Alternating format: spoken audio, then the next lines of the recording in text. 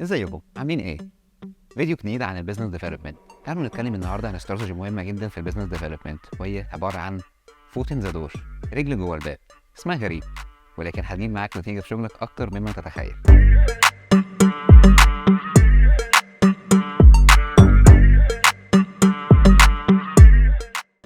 الاستراتيجيه دي بنستخدمها علشان نقلل احتماليه رفض العميل او الشخص اللي احنا عايزين نطلب منه حاجه معينه، واحنا عارفين ان هو بنسبه 90% او اكتر انه هيرفضها. فبنستخدم الاستراتيجيه دي معاه. تعالوا بمثال بسيط نوضحها. لو انا دلوقتي عندي جاري اسمه مروان، مروان بيحب البيئه وبيحب النباتات وبيحب الزرع. فانا دلوقتي عارف المعلومه دي. هروح اخبط على مروان واقول له استاذنك عايزك تحط على الباب العلامه دي علشان نعمل توعيه ان الناس تحافظ على الزرع وما يقعدوش ياخدوه ويدوسوا عليه ويبهدلوا. فمروان بنسبه كبيره هيوافق اكيد.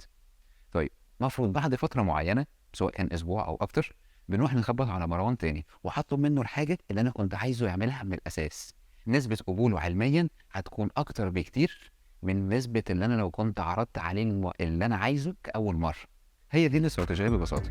طبقوها وهستنى رايكم في الكومنتات، ولو في اي حد عنده مشكله برضه هستنى ان انت تكتب لنا المشكله دي ايه وهرد عليك على طول باذن الله.